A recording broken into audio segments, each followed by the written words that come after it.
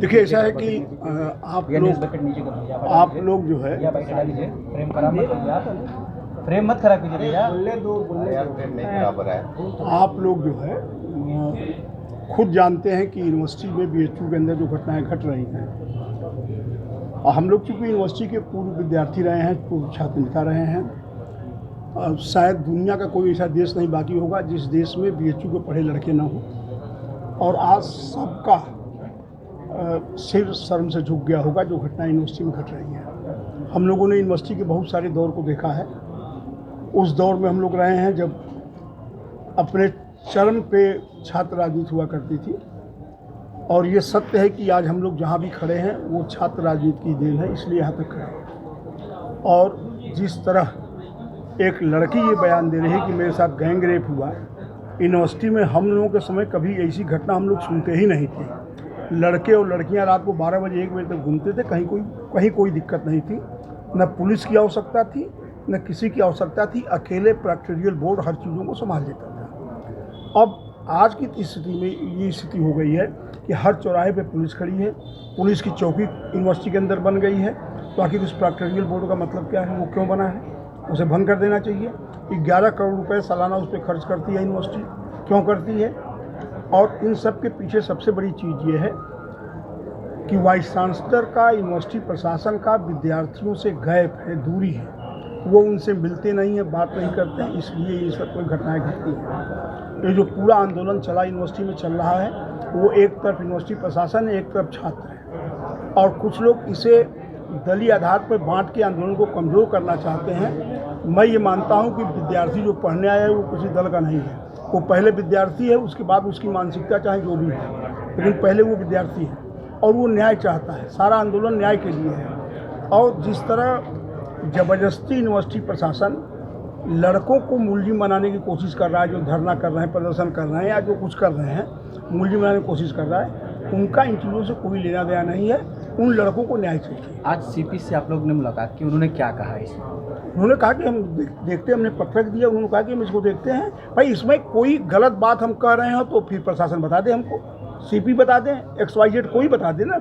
हम तो कह रहे हैं ये गैर राजनीतिक आंदोलन है, ये आंदोलन राजनीतिक नहीं है। ये सर्वदलीय विश्वविद्यालय में विद्यार्थी, हर जगह का विद्यार्थी पढ़ता है, और यदि इस तरह की घटना होगी तो विद्यार्थी उसका विरोध करेगा। तो ये विरोध इसलिए हो रहा है, इसमें दलीय आधार पे कोई मतलब नहीं है जो इसको दल पे बांटा जाए। और मांग क्या है आप लोगों? मांग ये है कि जो जिस लड़की के साथ ये घटना घटी है वो उस लड़की के साथ न्याय होना चाहिए, और जितने लोग इसमें मुलजिम हैं, कल्प्रिट हैं, उनके खिलाफ सख्त से सख्त कार्रवाई हो। जो निर्दोष बच्चों पे जो मुकदमे कायम किए गए हैं उसे तत्काल प्रशासन वापस ले ले, और यूनिवर्सिटी में ये वाइस चांसलर को सलाह दें कि आप लड़कों से मिला करिए, लड़कों से और आपके बीच में कम्युनिकेशन गैप न हो, इसलिए ये घटना घटी। ठीक। पीड़िता का 161 का बयान और 166 का बयान दोनों हो चुके हैं, और मेडिकल हो चुका है, विधिक कार्रवाई की जा रही है। जो भी फैक्ट आए वो माननीय न्यायालय के संज्ञान में लाए जा रहे हैं। विधिक राय लेकर इसमें विवेचना जारी। कौन कौन सी धाराएं बढ़ी हैं? और मैं विवेचना से संबंधित कोई भी तथ्य आपसे मैं शेयर नहीं करता, मैंने न्यायालय को अवगत कराया।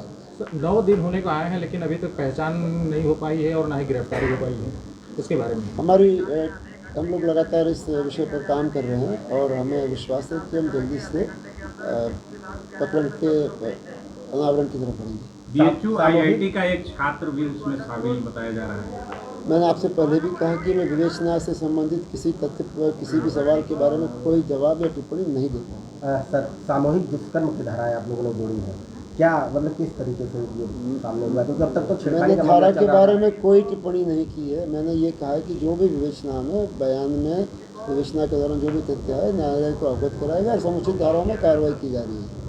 और मेरा बयान पहले भी वही था। धाराएं बढ़ाई गई हैं सर?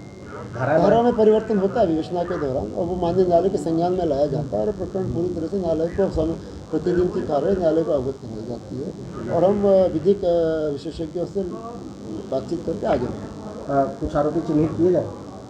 बिल्कुल प्रयास कर रहे हैं हम लोग, और जल्दी इसमें हम आगे बढ़ेंगे। पेश है न्यूज बकेट हिंदी मासिक पत्रिका। पढ़ें इस महीने की पूरी खबर विस्तार से हमारे न्यूज बकेट की मैगजीन में। हमारी ई मैगजीन को मुफ्त में पढ़ने के लिए अभी लॉग इन करें www.newsbucket.in पर। इसके अलावा रोज की ताज़ा खबरों के लिए हमारे YouTube चैनल को तुरंत सब्सक्राइब करें।